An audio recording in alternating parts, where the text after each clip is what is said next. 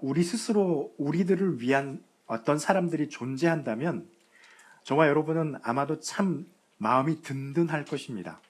그래서 저 사람이 내가 의지할 것이 나 자신뿐만 아니라 내가 나를 의지하고 나를 도울 수 있는 누군가가 내게 있다라고 하는 그런 마음이 들면 우리는 그 사실 자체로도 그 나를 도울 수 있는 사람의 존재 자체만 가지고도 한편으로 참 마음이 안정되고 또 불안함이 덜한 그런 삶을 살게 될 것입니다. 지난주에도 말씀을 보았습니다. 14장 1절부터 21절까지 있는 말씀을 통하여서 같이 상고해 보았습니다. 예수님께서 제자들에게 이제 내가 십자가에서 죽을 것이고 너희를 떠나서 하나님 아버지에게로 갈 것이다 라고 말씀을 하셨습니다.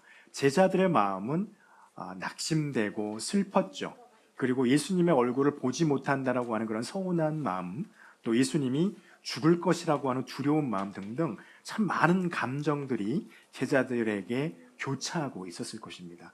그러나 확실한 것은 그들에게 주어지는 대부분의 감정은 슬프고 부정적이었다는 것이죠. 기쁨은 아니었다는 것입니다. 그래서 그들이 질문을 했습니다. 우리가 22절부터 24절은 그날 같이 보지 않았지만 가룟 유다가 아닌 유다서를 기록한 유다, 예수님의 제자인 유다가 예수님에게 그렇게 마지막에 질문합니다.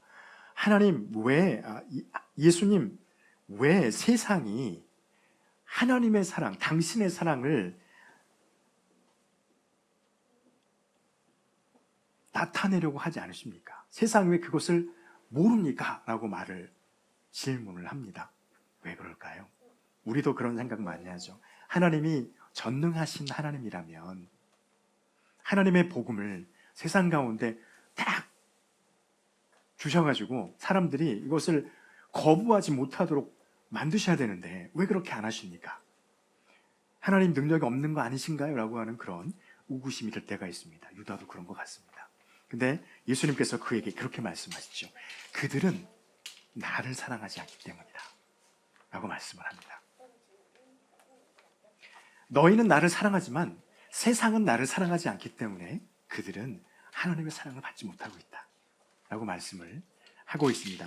그리고 난 다음에 예수님께서 오늘 우리가 잘 알고 있는 25절부터 31절에 있는 말씀으로 내가 가면 보혜사가 너희들에게 오실 것이다 라고 말씀을 합니다. 그러면서 우리들이 너무나 좋아하는 말씀이시죠. 요한복음 14장 27절에 있는 평안을 너희에게 주노니 이 평안은 곧 나의 평안이라 세상과 주는 것과 같지 않은 평안이다. 그러니 근심하지 말고 두려워하지 말아라. 이 말씀 우리 너무나 좋아합니다. 이 말씀이 그들에게, 제자들에게 또 우리에게 어떤 모양일까요? 주님께서 왜 보혜사 성령님을 여기서 말씀을 하셨을까요? 성령은 어떤 분이시길래 주님의 성령을 우리에게 말씀하고 계실까요? 주님의 성령은요, 우리가 잘 알고 있는 것처럼 주님께서 가르쳐 주신 것, 그것을 생각나게 하시는 하나님의 영입니다. 26절에 그렇게 말씀합니다. 보혜사 곧 아버지께서 내 이름으로 보내실 성령 그가 너희에게 모든 것을 가르치고 또 모든 것을 생각나게 하리라. 거기 있는 가르치다, 생각나다라고 하는 말은요, 헬라어 원어로는 똑같은 말이에요. 같은 단어입니다. 근데 그 단어가 가지고 있는 뜻이 두 가지입니다. 거기 있는 것처럼 하나는 가르치고 생각나게 하는 것입니다. 근데 원래 큰 의미는 생각하다라는 그런 의미예요. 그래서 하나님의 성령, 우리가 말하는 성령님은 주님께서 가르치신 것을 생각나게 하시는 분이십니다. 우리가 먼저 짚고 넘어갈 것이 하나가 있는데요. 성령님은 누구의 이름으로 오셨을까요? 가끔 이런 질문을 하게 되면은요, 이렇게 생각합니다. 평상시에 하나님, 성부 하나님의 이름이 있죠. 성자 예수 그리스도 이름이 있죠. 성령 하나님, 그 성령 하나님도 이름이 있으시죠. 그래서 어떤 사람들은 어떻게 생각하냐면 우리는 하나님의 말씀을 늘 깊이 있게 고민하기도 하고 저와 여러분이 같이 말씀을 공부하기도 하고 하니까 대충 알아요. 어떻게 하냐면 하나님은 한 분이시다. 예수 그리스도도 하나님이시고 성령님도 하나님이시다. 이렇게 알고 있죠. 그런데 세상의 사람들은요, 성부 하나님 따로 있고 성자 하나님 따로 있고 성령 하나님 따로 있다고 생각을 합니다. 그래서 예수님께서 말씀하시는 거예요. 성령님은 어떻게 오시냐면요, 내 이름으로 보내실 성령이에요. 26절에 그렇게 돼 있죠. 성령님은요, 성령이란 이름으로 오신 하나님이 아니라는 겁니다. 먼저 우리가 알아야 될 거예요. 성령님은 하나님 맞아요. 그런데 성령이라는 이름으로 또 다른 하나님으로 우리에게 오신 게 아니에요. 이 말씀을 신학자들이, 많은 목회자들이 2000년 동안 그렇게 선포하고 가르치고 있습니다. 지금도 제가 여러분에게 그렇게 말합니다. 이유는 한 가지예요. 아버지 하나님의 것 때문에 그렇습니다. 이것을 풀어서 말씀드릴게요. 예수님께서 오늘 28절 말씀을 보면 그렇게 말씀을 하고 있습니다. 28절 하반절에 보면은요, 아버지는 나보다 크심이라 라고 말씀을 하고 있어요. 28절에서 아버지는 나보다 크다라고 말한 이유는요, 예수 그리스도가 하나님보다 덜 된 하나님이냐? 아니에요. 왜 예수님께서 예수님이 하나님인데 하나님보다 조금 덜 된, 지금 말이 많이 어려운 부분이긴 한데 조금 하나님보다 격이 떨어지는 하나님인가 이렇게 볼 수 있어요. 그런데 그게 아닙니다. 왜 예수님께서 아버지는 나보다 크시다라고 말했냐면요, 예수님이 성육신하신 하나님이 오셔서 이 땅에서 이루시고 가르치신 것이 하나님 아버지께서 말씀하신 것이기 때문에 그래요. 하나님 아버지, 성부 하나님이 사람들에게 알려주셨던 그 말씀을 성령, 육신을 입으신 하나님이 이 땅에 오셔서 그 말씀을 사람들에게 가르치고 하나님의 것으로 능력을 행합니다. 그래서 예수 그리스도가 오신 것은요, 하나님의 것을 우리에게 알게 하시기 위해서 오신 거예요. 가르치기 위해서. 그래서 예수님이 뭐라고 말씀하셨냐면 아버지는 나보다 크시다 라고 말씀하신 겁니다. 그 말은 뭐냐면요, 예수님께서 지금 제자들에게, 유대인들에게 가르치고 선포하고 기적을 베푸신 모든 것이 누구에게 속해 있는 것이라는 겁니까? 아버지 하나님의 것이라는 거예요. 그런데 성령님은 누구의 이름으로 오십니까? 예수 그리스도의 이름으로 와요. 그래서 저와 여러분은 교회에서 늘 그 말씀을 들으실 겁니다. 누구의 이름으로 오시는 성령입니까? 예수 그리스도의 이름으로 오시는 성령이에요. 성령을 받으려면 예수 그리스도 안으로 들어와야 된다고 말씀을 합니다. 이유는요, 예수님께서 그렇게 말씀하셨어요. 성령님은 내 이름으로 오는 거예요. 죄송해요. 예수 그리스도의 이름으로 오시는 분이시기 때문에 그랬습니다. 성령님이 오셔서 깨닫고 생각나게 하는 것은 무엇입니까? 예수님께서, 성부 하나님께서 말씀하신 말씀과 그 하나님의 능력으로 행하신 많은 이적과 기적들을 생각나게 하고 가르치게 하시는 분이시기 때문에 그렇습니다. 그러니까 성령님도 결국에는 성부 하나님의 것을 생각나고 가르치게 하시는 분이신 겁니다. 그래서 성령님은요, 하나님 아버지께서 예수 그리스도를 통하여서 저와 여러분에게 말씀하신 것을 생각나게 하고 기억하게 하시는 하나님이라는 것입니다. 그리고 또 한 가지가 있습니다. 보이사 성령, 주님의 이름으로 오시는 성령님은요, 우리 안에서 평안을 이루실 분이십니다. 27절 말씀에 예수님께서 갑자기 보혜사 성령 이야기를 하다가 뜬금없는 소리 같잖아요. 평안을 너희에게 끼치노니 곧 나의 평안을 너희에게 주노라. 내가 너희에게 주는 것은 세상이 주는 것과 같지 아니하니 너희는 마음에 근심하지도 말고 두려워하지도 말라라고 말씀을 하고 있습니다. 갑자기 성령 이야기를 하시다 평안 이야기를 왜 하실까 이런 생각이 들 수도 있습니다.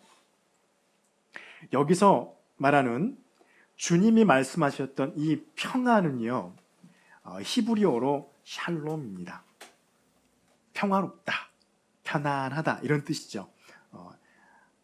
신약 성경의 그리스어로는 에이레네라고 하는 말인데 똑같은 말이에요. 그것을 히브리 말을 그리스말 헬라어로 번역한 말이 되겠죠. 근데 이 평안은요, 평화라고 하는 것은요, 인간이 이룰 수 있을까요? 이룰 수 없을까요? 가끔 이렇게 질문을 하면 평화는 사람이 이룰 수 있지 않을까? 이렇게 생각을 할 수도 있습니다. 그런데 평화는 사람이 이루기가 어렵습니다. 어렵다기보다는 이룰 수가 없습니다. 일례로요, 이 신약 성경에 기록되어 있는 이 당시 로마가 그쪽을 유럽과 중동 그쪽을 차지하고 큰 제국을 이루고 있을 때였죠. 그래서 이제 예루살렘도 곧 멸망을 시킬 그 위기가 다가오고 있는 상황이었는데, 그때 로마의 왕이었던 한 사람, 아우구스투스라고 하는 사람이요, AD 9년에 전쟁을 해가지고 크게 승리를 합니다. 크게 승리를 해가지고 이제 돌아와요. 돌아오는데 로마에는 원로원이라고 있습니다. 왕의 기구가 있었고, 지금 우리나라 같은 국회가 있는데, 원로원에서 아우구스투스 황제가 전쟁을 해가지고 로마가 확장되고 로마가 막 이렇게 미국처럼 지금의 미국과 같이 강대국으로 막 커져가니까 너무 기분이 좋은 거예요.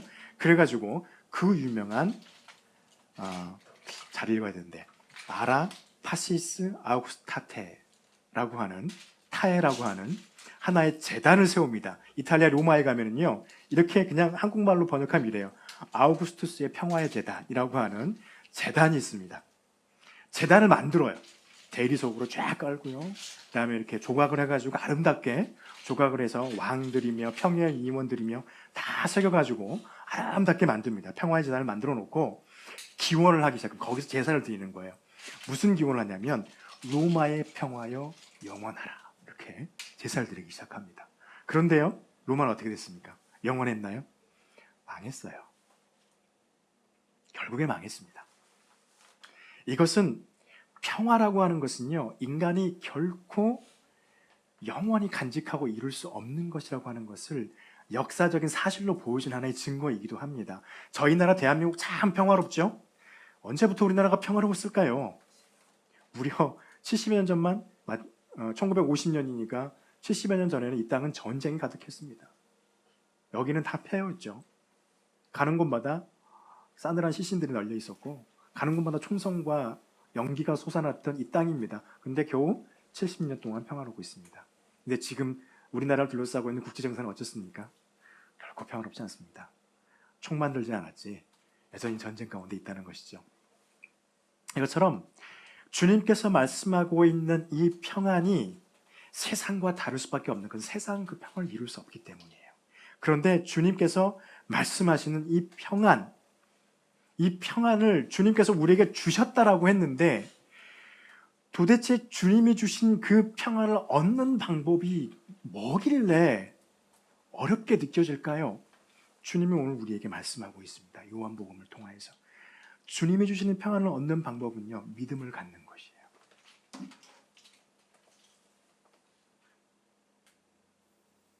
하나님의 성품은, 우리 인간에게 다가오실 때 하나님의 성품은요, 평안입니다. 그래서 여러분 기억하시나요? 우리가 기도하다가 하나님의 응답 같은 것이 우리에게 오는 느낌이 들었을 때 가장 먼저 우리가 시험하는 것이 내 마음이 편안한지, 주님의 음성과 주님의 어떤 느낌이, 영적인 어떤 느낌을 하나님이 나에게 주실 때 나의 그때 상황이 평안했는지, 기도를 마치고 난 이후에도 내 마음이 평안했는지 묻는 것은 평안이었습니다. 왜냐하면 하나님의 성품이 그렇기 때문에 그렇습니다. 또 민수기 6장 26절에서 하나님께서 모세에게 아론과 제사장들을 통해서 이스라엘 백성들에게 축복을 선포하라고 말씀하면서 이렇게 말합니다. 여호와는 그 얼굴을 내게로 향하여 드사 평강 주시기를 원하며. 주님의 평강이 저와 여러분 가운데 있기를 간절히 원합니다. 왜냐하면 하나님은 평안의 하나님이시기 때문에 그렇습니다.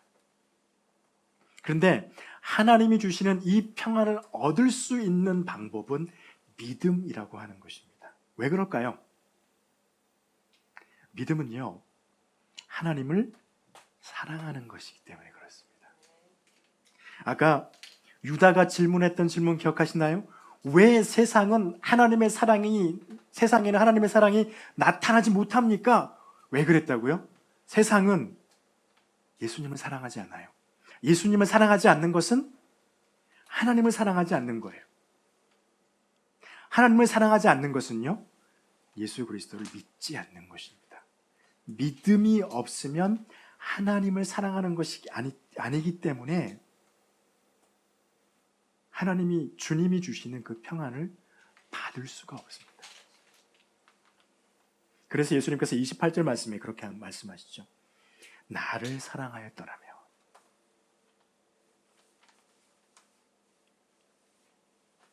나를 사랑하였다면 주님이 주시는 평안을 너희가 얻었을 거라는 거예요. 제자들에게 하시는 말씀이에요. 제자들이 지금 어떤 겁니까? 낙심했어요. 시리에 빠져 있어요. 예수님을 알고 예수님을 사랑하는 마음이 있지만 진짜 그들에게는 믿음이 아직 들어오지 않은 상태였기 때문에 예수님이 십자가에서 돌아가시고 다시 부활하셔서 하나님의 곁으로 돌아가시는 것을, 다시 본인의 하나님의 자리로 돌아가시는 것을 기뻐하지 못하고 있는 거예요.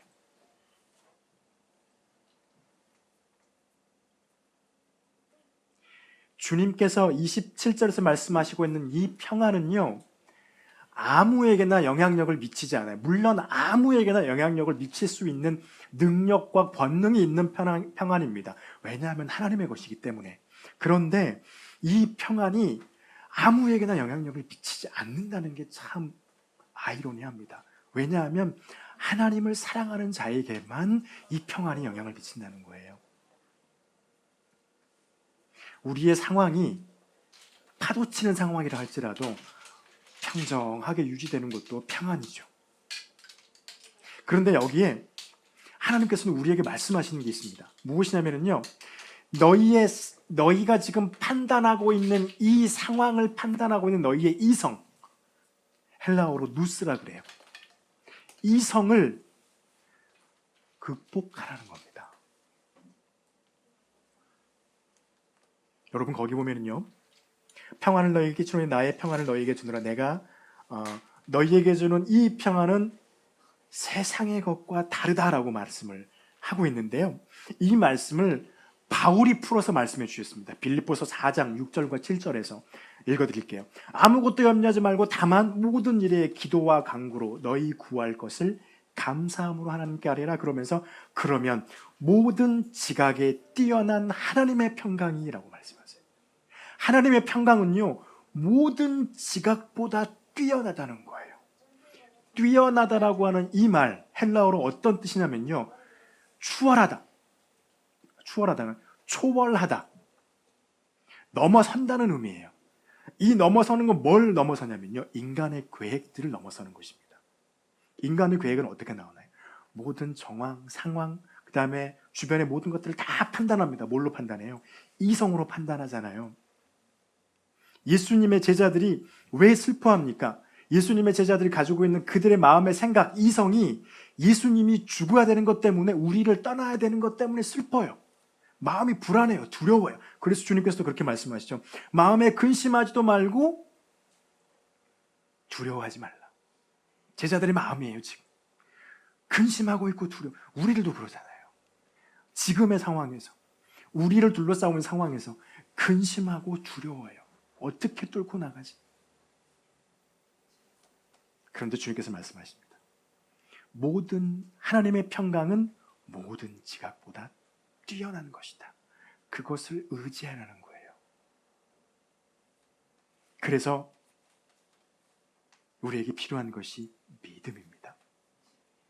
하나님을 사랑해야 되니까, 그 평안을 얻을 수 있으니까, 그것을 깨닫게 하고 알게 하고 믿음을 고백하게 하시는 분이 주님의 이름으로 오시는 성령이시라는 거예요.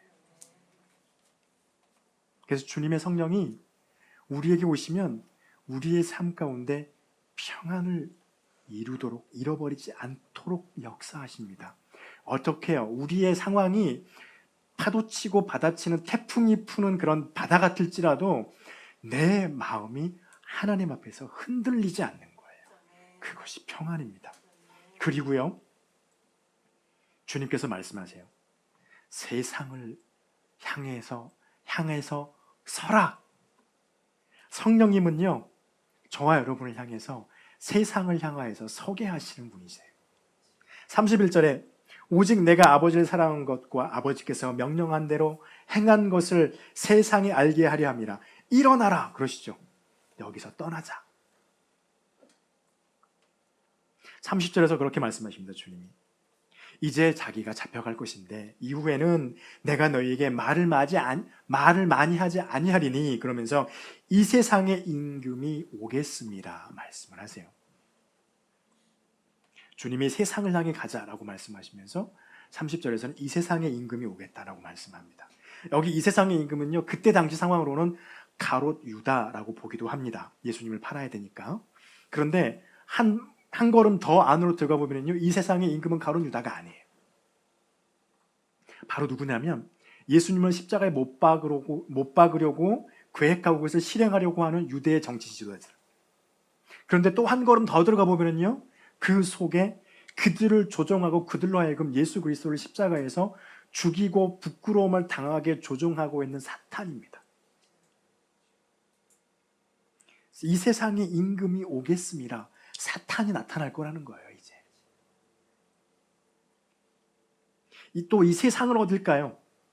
우리가 말하는 교회 바깥 저 세상이 세상이죠. 그러나 성경에서 말하고 있는 세상이라는 의미는요, 사탄의 영향력에서 하나님을 사랑하는 걸 잃어버리고 살아가는 사람들이에요. 그 마음이에요. 그들을 향해서 가자라고 주님께서 제자들에게 말씀하고 있는 것입니다. 그런데요, 재밌는 것이 있습니다. 여러분, 사탄이라는 말을 여러분이 생각하고 사탄을 생각해 보면 어떤 생각이 먼저 드시나요? 소름 돋으시죠. 가끔 그럴 때 있습니다. 요즘에는 근래 몇 해, 한 10여 년 전에는 그런 일이 거의 없는데요. 10여 년이 아니라 내가 신학대학원을 졸업한 이후로는 그런 느낌을 어쩌다 한 번씩 봤는데, 기도하다 보면 어떤 생각이 드냐면요, 갑자기 등골이 오싹해지면서 막 갑자기 이렇게 좁깃좁깃하면서 쫙 설 때가 있어요. 무서워요, 괜히. 그럴 때가 있습니다. 그런 느낌이 우리에게 있을 거라고 생각을 해요. 사탄이 우리 앞에 온다면. 물론 사탄은요, 우리보다 힘이 세요. 영물이니까. 천사의 한 명이니까. 천사 중에 하나이기 때문에 우리보다는 훨씬 강한 능력을 가지고 있는 단어 확실히 맞습니다. 그런데 주님이 이렇게 말씀을 하세요. 30절 한번 보실래요? 이 세상의 임금이 오겠음이라. 그러나 라고 말씀하시죠. 그러나 그는 내게 관계할 것이 없으니 라고 도대체 이 말이 무슨 뜻일까요? 그는 내게 관계할 것이 없으니.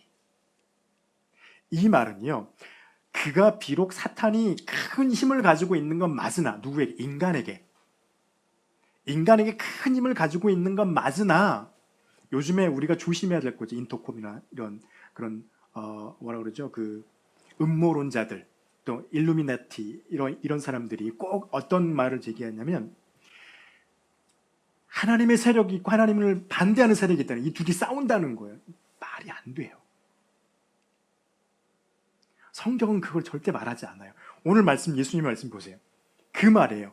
그는 내게 관계할 것이 없다. 이 말은 뭐냐면요, 사탄이 이 인간을 타락하게 하고 인간의 어떤 사회에서 영향력을 미치고 있지만, 그 사탄의 영향력은 예수 그리스도를 말미암아 이미 깨져버렸다는 겁니다. 관계할 게 없다. 이 말은 어떤 말을 하냐면요, 가끔 이런 거는 영화의 소재가 될 수는 있어요. 우리도 그 옛날에 멜 깁슨 감독이 나왔던 그 기억나시죠? 우리가 늘 보면 그거 보고 있으면 끔찍해가지고 막 울고 하는 거, 예수님의 오직 인간 예수를 그렸던 그 패션 오브 더 크라이스트, 그 영화 제목. 거기 보면요, 사탄이 이렇게 막 돌면서 막 예수님을 째려보잖아요. 그런 일은 없다는 거예요. 그거는 단순히 멜 깁슨의 상상력으로 그 상황을 만들어낸 것이지요. 그럴 일이 없다는 거예요.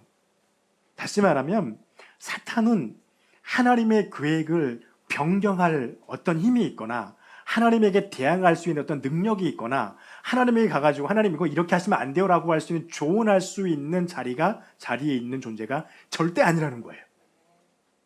그는 단순히 하나님 앞에 무릎 꿇은 존재라는 겁니다.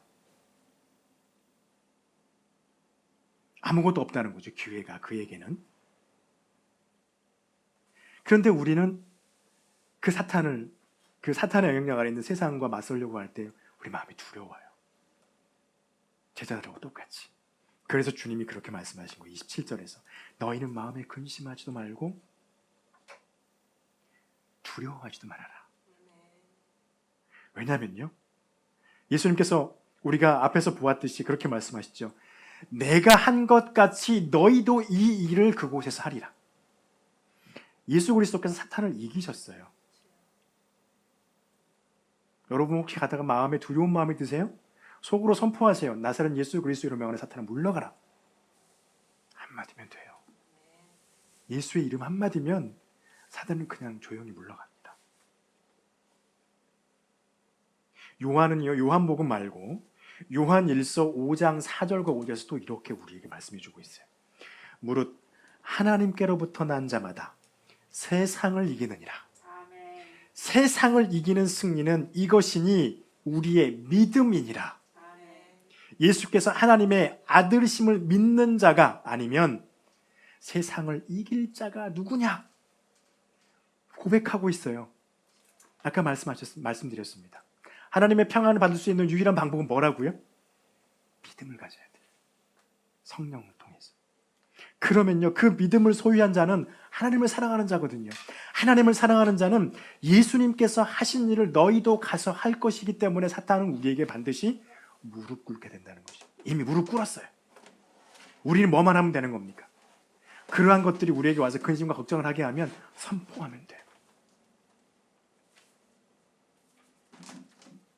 그리고 우리가 세상을 향해 서는 이유는 한 가지입니다. 그것 때문에 우리는 조심스러워하는 것이지 근심하거나 두려워하는 것이 아닙니다. 무엇 때문에 조심스러워합니까? 예수님께서 말씀하신 것처럼 아버지를 사랑한 것, 예수님께서 아버지의 뜻대로 가르치고 행하신 것을 세상이 알게 하기 위해서 우리는 세상을 향해서 나가는 것입니다. 주님의 이름으로 오신 성령 안에서.